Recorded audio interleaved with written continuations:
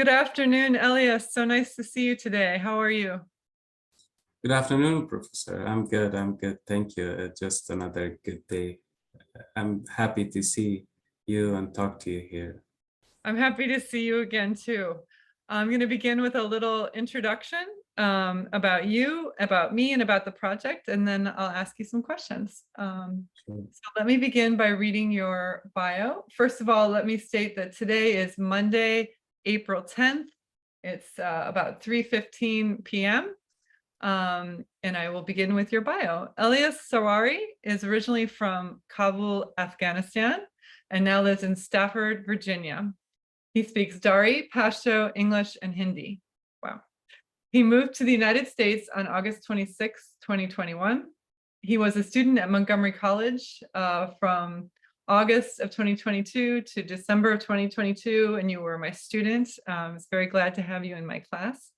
Today, he lives with 4 brothers, 1 sister, and his parents, and works as an application development associate at Accenture. He plans to study computer science at George Mason University beginning in the fall of 2023. In his spare time, he enjoys playing soccer, as it was his dream to be a professional soccer player. So a little bit more background. My name is Heather Bruce Satrom. I teach in ELAP, English Language for Academic Purposes, at Montgomery College. This project is called History in the Making, documenting stories of immigrant and refugee students at Montgomery College. The goal is to help others better understand the experiences of immigrants and refugees in the United States, particularly in Montgomery County and at Montgomery College and in the DMV area. Telling your story will enable others to better understand the challenges that immigrants and refugees face and better appreciate the resilience and perseverance of people in your community. I am grateful for your participation. You had a chance to read some of the questions in advance, but note that all these questions are optional. If you want to skip a question, just let me know. If you want to take a break at any point, that's fine too. Just let me know. We'll talk for about 45 minutes to an hour. I know you need to get off around 4.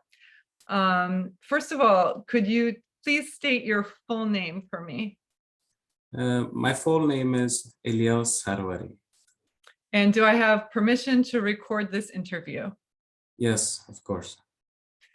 So I'd like to begin actually with a question about your name, because when you were in my class the whole semester, I called you Ahmed, and that was the name on my class roster. And it wasn't, you were so polite, you didn't stop me, but later on you told me that actually you prefer to be called Elias, and I think many Americans pronounce it Elias.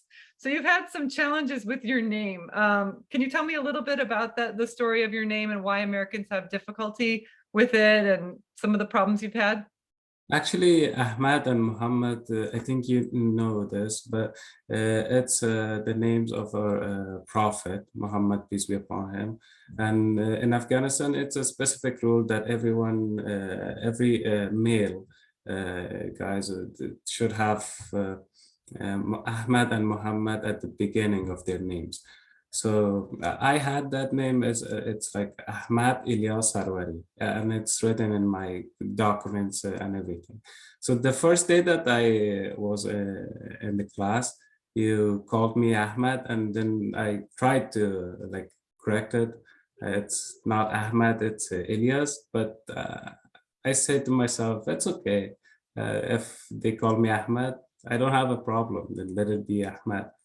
And yeah, my first name is Elias, that many Americans call me Elias. I don't know why. Maybe there are some pronunciation problems that they have.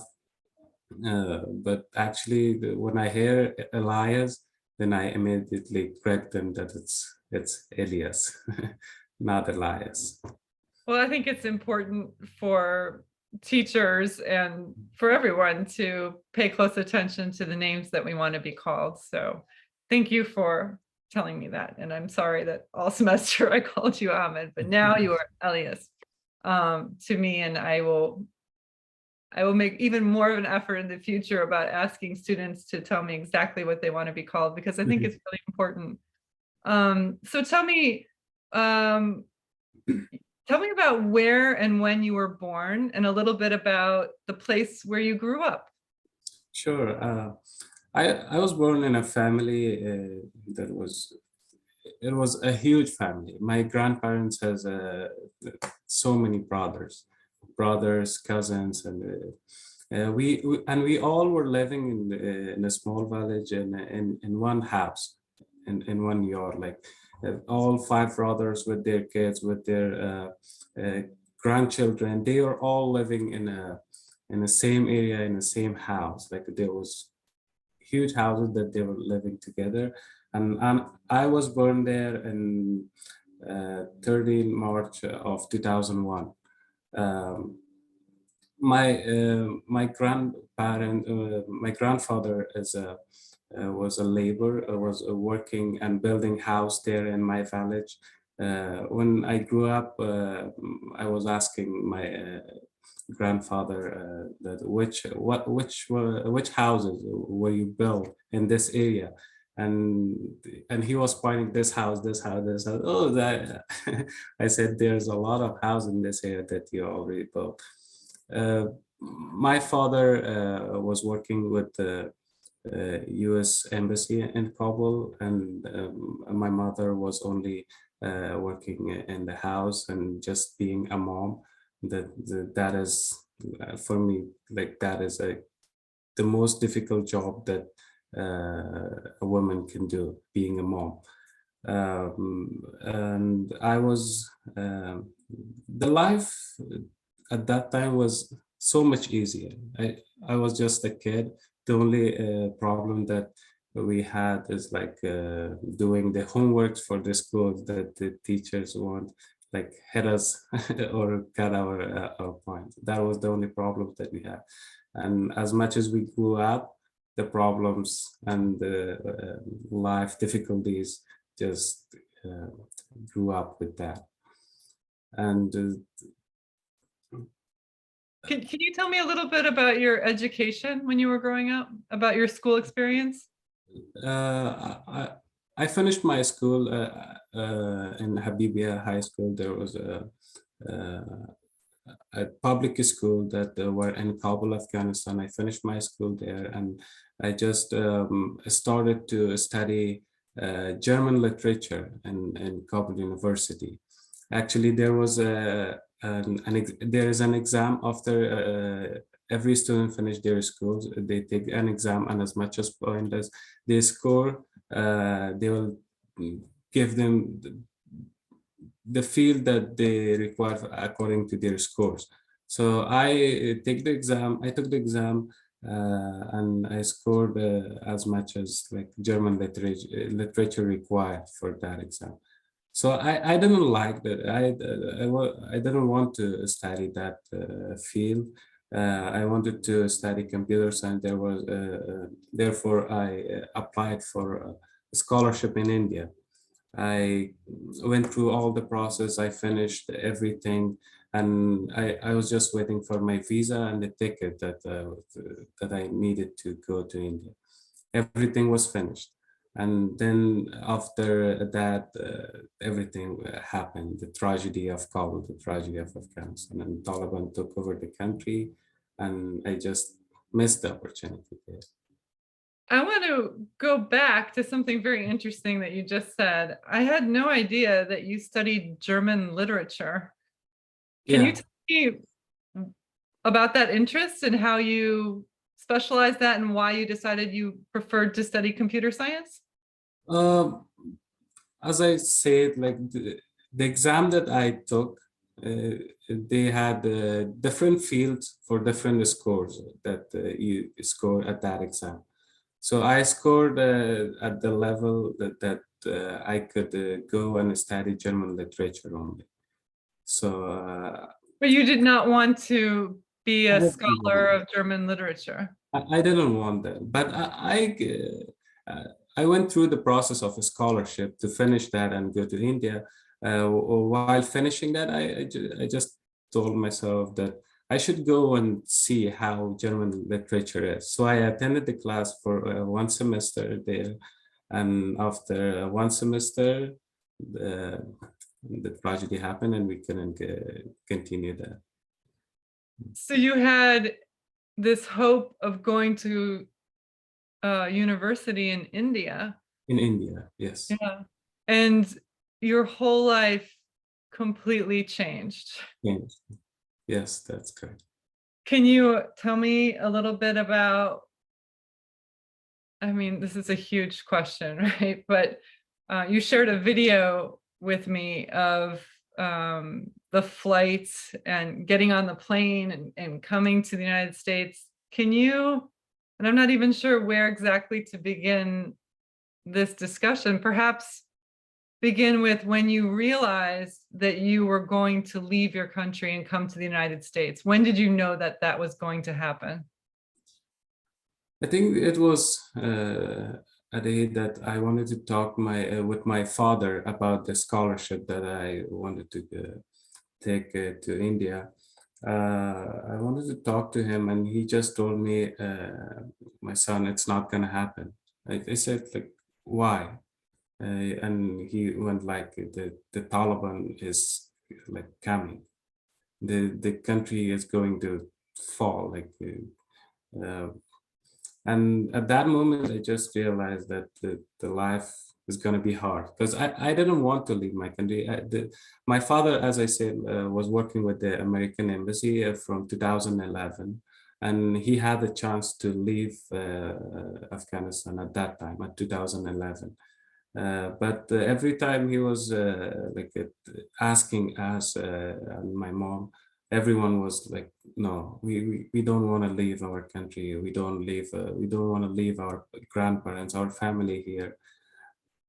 And so we had a chance at that time. And after that, I just stopped everything. I didn't want to go to university. I didn't want to continue the process of that scholarship.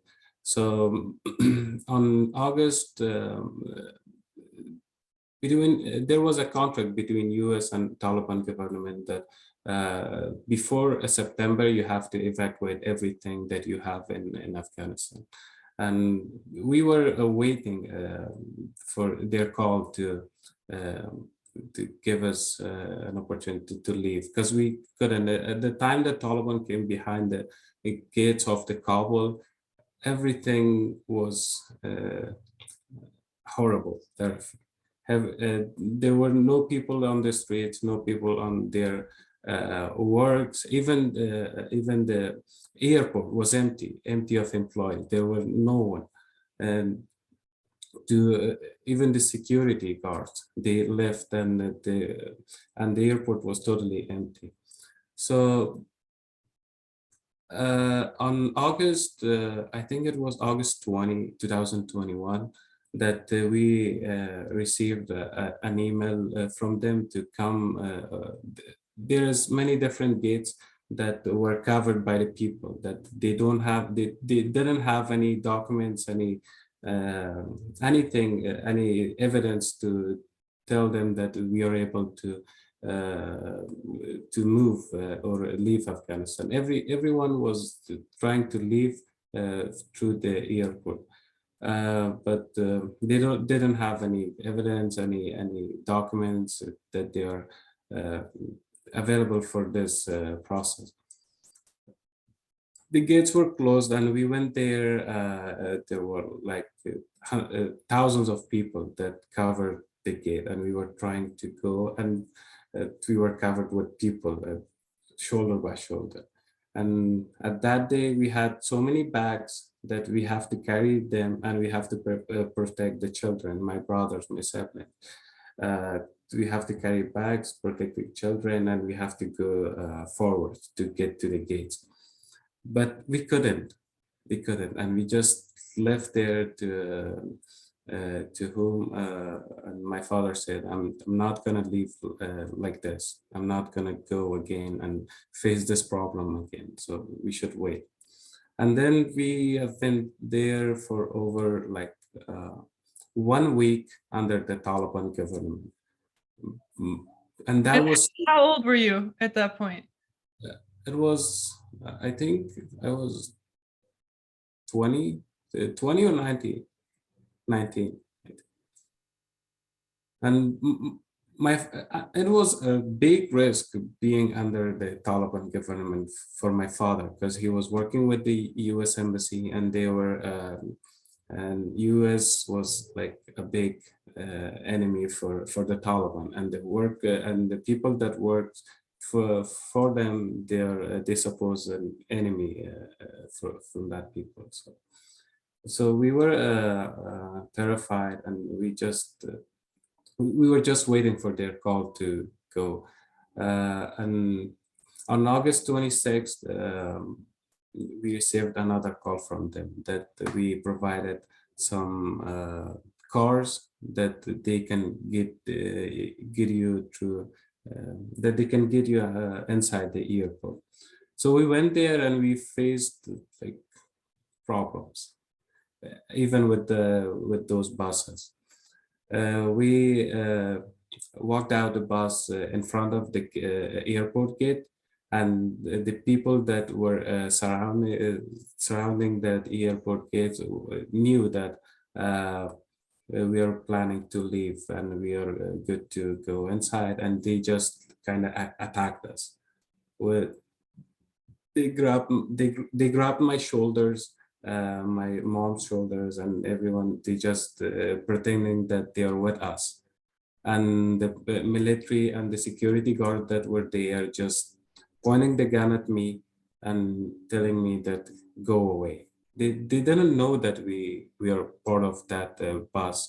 They didn't know who is part of that bus that should go inside, and they just firing the guns in front of my legs and pointing the gun that go away.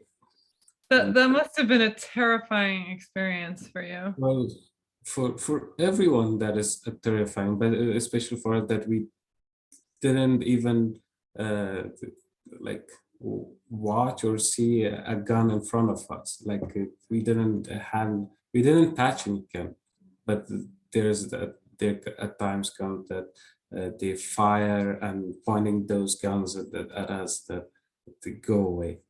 That was really horrible. And by the time that we get inside the airport, everyone was crying, including my mom, my sister, my brothers, and I was fully in dust and everything. Uh, I said to my And I mom, should say that you're the oldest in your family, so you have a sense of responsibility, I imagine, for yes, protecting your siblings. yes, of course. I was the last one that went inside the airport. I had to make sure like my brothers, my mom, everyone is inside, and then I went inside. Can I back up a little bit? Before you got to the airport, you had to decide what to bring with you. How did you do that? What did you bring with you? How much were you allowed to bring? Actually, we knew that the process of leaving is very hard. Like we knew that it's not the actual travels that we did, or everyone's. It's completely different. But at that time, we had at the first time that we left, we had so many things. We had the bags of our carpets that we needed to carry, and we needed them with us. We had them, and while we saw that challenges that we cannot, we realized that we cannot carry these bags with us while having those problems. We just went home and just cut everything. We just get ourselves a bag of clothes and some foods to eat during the process. Nothing else. So you had to leave behind. Everything. Yeah. So we have a house that is like three stores, and we left everything inside only one room, one big room. We left everything, including my bicycles, my motorbike, everything. We left there, and we moved with only a bag of clothes and food that we needed on the way of leaving. I can only imagine what that was like. Yeah, that was That was, I I suppose that that is the dark side of my life. That that is horrible. So you get to the airport. It's difficult to make it through. It's very crowded. It sounds very chaotic. Um, but you finally made it into the airport.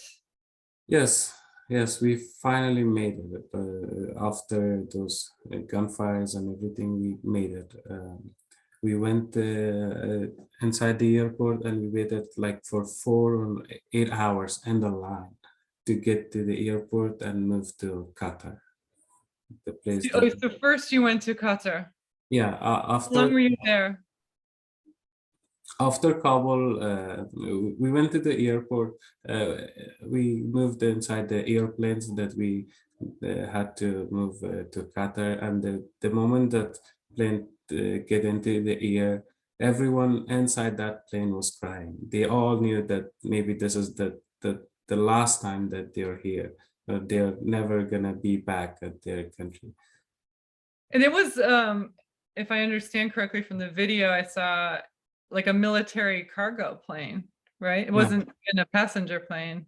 Yeah, it was the military cargo plane that we had to sit on the floor. We didn't have any seats, and sitting over the metal of that airplane was hard. And we spent like 5 hours inside that plane, 5 or 6 hours. That was really hard.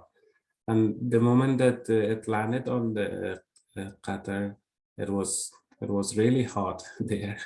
Qatar is really hot. You can't even stand for a minute under that weather. And Did you, I remember in the video that you sent, which I will include in this project, I noticed like your father sleeping in exhaustion. And I was thinking as a parent, how tiring it must have been and how terrifying to be in that experience, to be in that plane, leaving behind everything. after we arrived here, I had to check my phone for every memories that I had through this journey. One day I was checking everything, I was scrolling up the photos, the videos, everything, and suddenly I saw that picture. And my I cried a lot for that picture. I remembered how hard was the journey, how hard was it. It was hard for everyone, but for my father, it was totally hard. I know the struggle that he had to make to get us out of the country. I really cried for the first time that I saw that picture, and I. That's a powerful picture. So you arrive in Qatar. It's very hot. Did you land at Yeah. a U.S. military base there? Where did you land? Yeah, there was a U.S. military base that there were so many camps that they had to process the documents and seeing everyone's that they are good to fly from here towards the U.S. And we at the first night that we been there, we actually we were so tired when we landed there. We were so tired of being on a plane like that, and we wanted a place to sleep. And we were imagining like okay, we arrived here and we are going to get a hotel, and we are going to sleep in here, and then tomorrow we have to process the documents and everything. So when we got out of that plane, we went to a base, a camp. That when I saw that camp, every imagination that I made was disappeared. I know that there's no hotel, no place to sleep. Actually, I slept that night over the floor, over the rocks of that floor, and we didn't even eat that night. I just wanted to sleep. We slept the first night, and tomorrow when I woke up, there were thousands of people in the line. wanted to go and process their documents, and we waited like 2 nights or 2 days. We just went 2 days on a single line. We waited there just to get to the other step, and after I think 6 days that we've been there, we finally made it, and we fly towards the United States, and we arrived here on August 31st, I guess. Yeah. Which airport did you land in? In Philadelphia. Say again? In Philadelphia, in New Jersey. No, I think we landed in Philadelphia, yes. And Was it also at a military base? at first we landed there, and then we went to a camp for 2 months. And I think the name of that camp was Fort Dix. Okay, so you were in an army fort? Yeah, no. How long did you stay there? We've been there for 2 months. What was that experience like? Well, that was actually great. Like we were there with everyone there was Afghans that we have never seen that by the time that we were living there. There were people from every side of the country, every other provinces that they had a chance to leave, and now they're here. We were with them, and we made a lot of friends there. We were like playing soccer, having concerts, sometimes sitting with each other and discussing things and remembering the days that they have experienced through this journey. Everyone was sharing their history, and we just kind of listening to them. And being at that camp for 2 months, actually at the last days was kind of frustrating because it was a restricted area, a limited area that we cannot cross. Like there were like fences, like borders, that we cannot move or pass those fences and go on the other side. It was restricted, but it was a good experience for me. I made a lot of friends. During those 2 months, were they processing documents for you? Were they trying to find housing for you? What was happening? Yes, actually they were doing both. They wanted to process the documents, and they wanted to make it legal, because it was illegal for us to being in the United States because we didn't have any documents, any visa or anything. And they were trying to they were giving us 3 choices of states, that which state you're willing to be in, and we just selected California on the first choice, and Virginia on the second, and Maryland on the third. Maryland was your third choice? Yes, because we have some friends in California. That's why we choose them in Virginia as well. And every single person in that camp was the same. The first choice was California, and the second was Virginia. And these 2 states are like so much crowded, right? They were telling us that you cannot find houses in these 2 states. It's not happening. So we said we're good with Maryland. It's not a problem for us. So we choose that, and we find a house, an apartment near to our friends, and they just moved us from that camp to Maryland in Silver Spring. So this is so fascinating to me. So I'm imagining that before this whole experience, you had probably heard of California before, right? Like Hollywood, it's very famous. You probably, because of your friends, maybe had heard of Virginia and Washington, D.C. Did you know anything about Maryland before you came here? No. To be honest, I just knew California, New York, and Virginia, and maybe Texas, because I have some friends in these states. I didn't have any friends in Maryland or any other states, but I have some friends in California that I was talking with them, and they were telling me like this state is so much beautiful than other states, and the life expenses is too high. The So cost of living is very high in California, but it's high around here too, I think. in Maryland, In the yeah, DC, in the Washington DC area, the cost of living is not low. yeah. So my father chose Maryland because we had some friends that my father's coworkers in the in the U.S. Embassy. They already moved before that evacuation process. They had the visa and they were able to make those departures before the evacuation. And So they what all, was, I'm sorry, go ahead. so they already find an apartment in the Silver Spring, and they suggested us to come in here. And the day that we moved there were like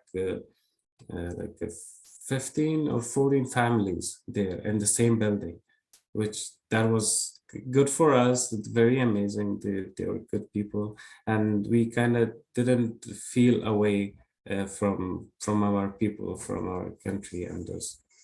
So there were 15 families from Afghanistan all living in the same apartment? Yes, yes. Interesting. What was the apartment like? Where in Silver Spring were you?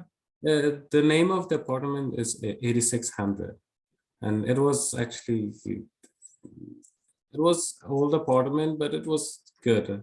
It was being with other Afghans and being with friends.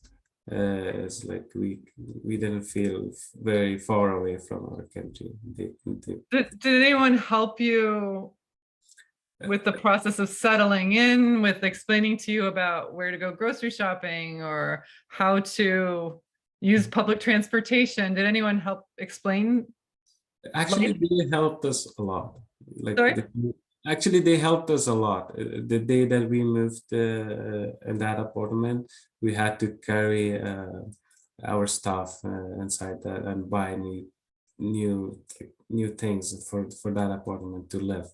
So they helped us a lot on the settlement, on the directions that where should I buy those, and they're When you say they helped us, who is they? Like, who was helping you with this process? my father's co-workers at the U.S. Embassy in Kabul. I see. Okay. So it's like a family friends for us. Yeah. Interesting.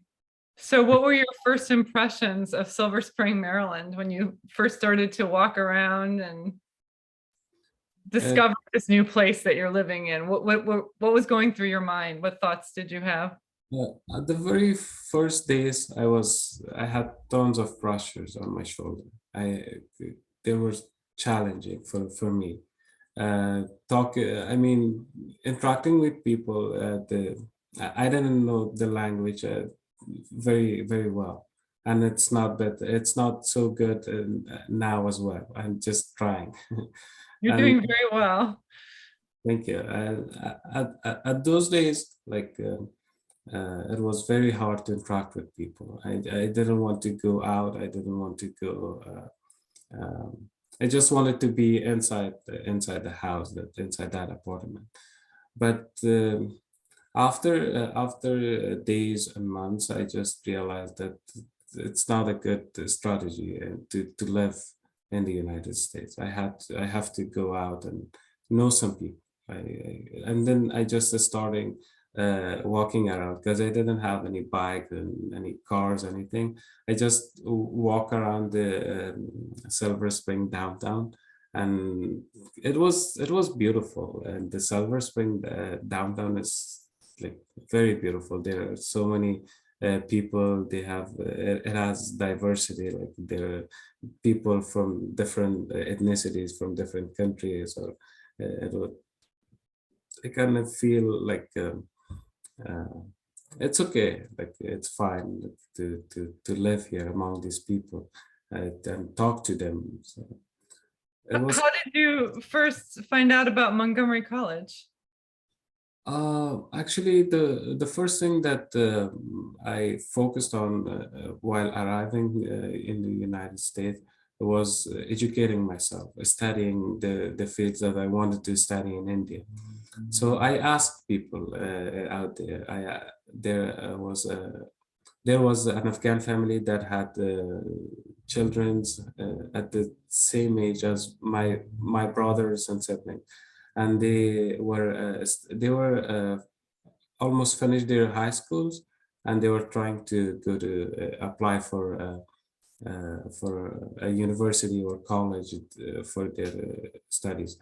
And I asked them what is the best choice for me to go to college, which one is the best college that I should attend. And one of those persons suggested me Montgomery College because this is a community college. The expenses are low, and it's near to our house, our apartment. I don't have to take a ride to go to the university. It was a good choice for me, and then I just applied and we got some classes there. Was the first class that you took my class? Yes, the one and only. That's the only class you took at Montgomery College? Yes, because I had work to do during the day. Okay. It was a 9 to 5 job, and I had to take classes during the night. I just What wanted kind to. of job did you have during the day? I was working at Accenture. The work that I do now, I had that job at that time. Who helped you find that job?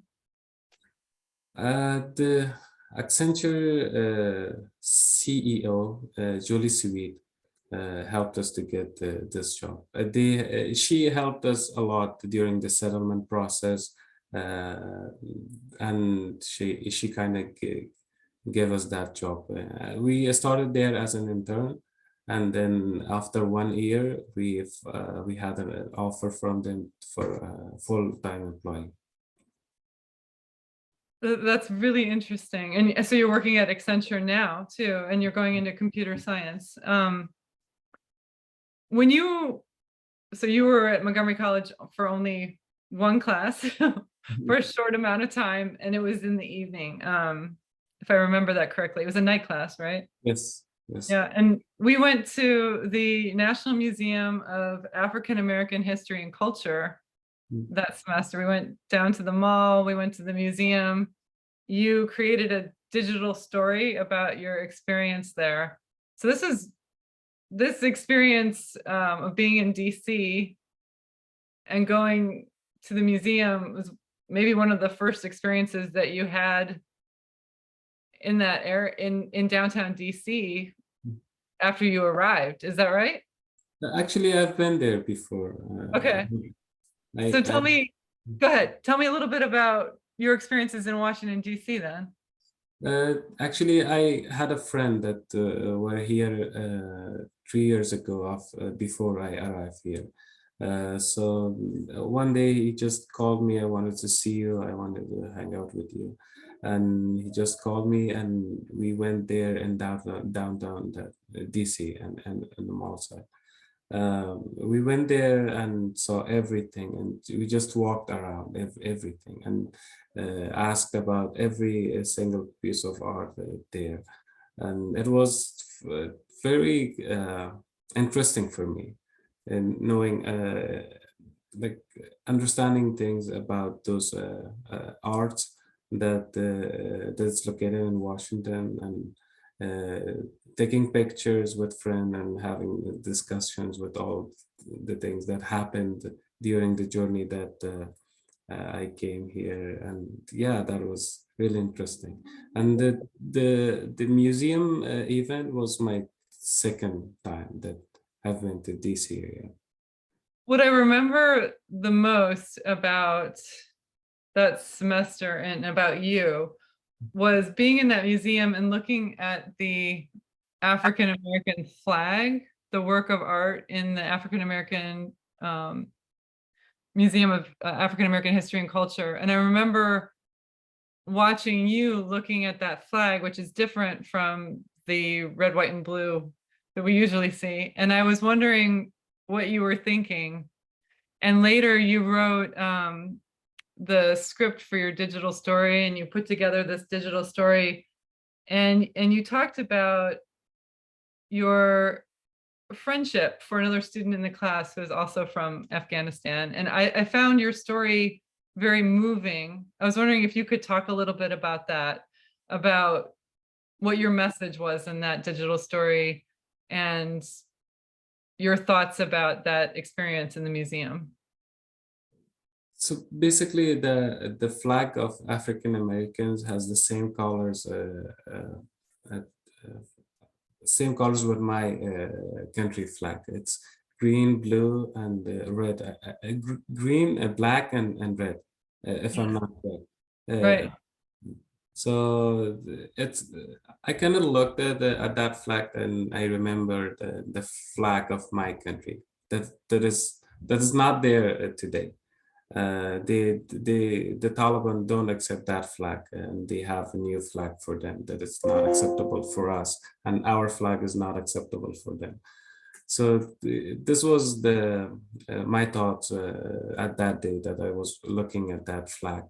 And about a digital story, I just wanted to express that every ethnicity is inside a country belongs to that country, and the reason that there was a civil war from very past inside Afghanistan is this reason, and that they don't accept some specific ethnicities inside that country, and they just wanted to remove those ethnicities from the country. And my friend Taqi was one member of that community that they wanted to remove that ethnicity and community from the country, and I kind of felt very upset for him as well, and I just created the digital story focusing on their ethnicity and just why they have been killed, and why they started genocide on that community. I found your digital story was very emotionally moving because it was such a powerful message of friendship. I remember it was very beautiful. Thank you. So you had one class at MC, and then you moved to Stafford, Virginia. When did you move there? Actually, we moved here on January 1st of 2023. So after the class they're finished, we plan to move. We were searching for houses during the class that we had, and we bought it, and we could have come so early. And I told my father that I have class in here, I have to finish it, I have to take the exam, and then we can move. So we moved here after the class that I had in Montgomery College. Did you, or do you have friends in Stafford? Is that why you chose Stafford, Virginia? We actually my father and my father's co-workers, they all plan to buy houses in the same area, that they wanted to be near each other, and they all choose Stafford, Virginia. And I had the friend that I mentioned before that I went to in DC before. He's living in Fredericksburg, Virginia. There's some miles away from me, but the only purpose of choosing Stafford is to being with each other, near each other, of my father. So there's a community of Afghans in this area? Yeah, there's a lot of Afghans in this area. When I go to the masjid, the mosque, there I see many Afghan people praying there, and just when we see them, we just feel like we are in Afghanistan. It, We, it must help to have a community when you're adjusting to a new culture in a new place. yes, a lot. It helps a lot for. Can you tell me a little bit about your goals? I know you're applying to or have applied to George Mason. Tell me a little bit about your goals for your career and for your education. My current goals is to being stable at my work that I'm doing and my current job, and finishing my education. As I mentioned, I want to study computer science at George Mason University. I'm trying to attend there for fall semester. So I want to start my career and finish it in computer science area. So that is my goal for the next few years. Where do you see yourself in 5 years? Um, actually, uh, I'm my goals are to finish these jobs, these computer science educations, and I want to start my own business. Like in 5 years, I don't want to work for anybody else. I want to work for myself. I want to start my business. I want to have my own company that some days I want to have employees that work for me. I don't want to work for anybody else and in the next 5 years. Can you tell me a little bit, if you've thought about it, what kind of company you want to have? Would it be Uh, like a computer consulting company? I think it should be. I want to study cybersecurity and I want to study computer science, but I'm focusing on cybersecurity. So I want to make a company that provides security for other companies that want to start their business. So I want to have that. Now that you're living in Virginia, does it feel like home now? Or does home still feel like Afghanistan Uh, I think it's home for me now. in Now Virginia? it's a home for me because we bought a house and we were living in here, so it's a home. But the original home is somewhere else. It's not Virginia. It's not Paris. It's not anywhere else on this earth. It's only one place that is Afghanistan. Do you feel hopeful about the future of Afghanistan? Yes, I am very.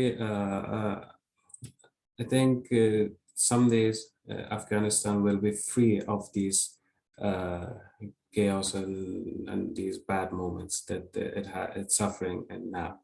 And I hope one day it's a free country that everyone can go there and live inside Afghanistan. So I kind of hope and waiting for that day.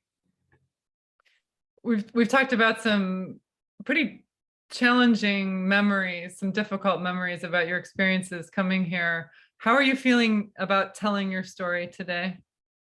How does it feel like? What emotions are you experiencing?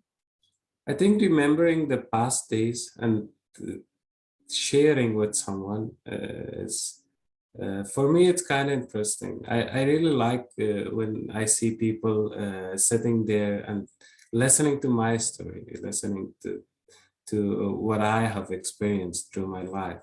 I think it's very interesting. I want to say a big thank you for you that giving me this chance to share my story and listening to it. So that feels very amazing for me. Thank I think it's very important for Americans to understand the experiences of Afghans who came here and are rebuilding their lives here. So I'm really grateful to you for taking the time to tell me about it. I know we don't have a lot of time today. Is there anything else you would like to add? Something important that you want to say or add to our conversation before we finish? you. I don't know if any Afghans that is watching this video, or I don't know where they can watch these. But if any Afghans watching this video, not only Afghans but other refugees that suffered those hard days of leaving their country, I just want them to hear that life is going. Life is just going day by day. You have to be strong. You have to be patient. You have to carry yourself and make your future. The past is just something that is gone. You have to focus on your future. That's a great way to end our conversation today. Thank you so much for your time. I really appreciate it. I'm going to stop recording now. Thank you.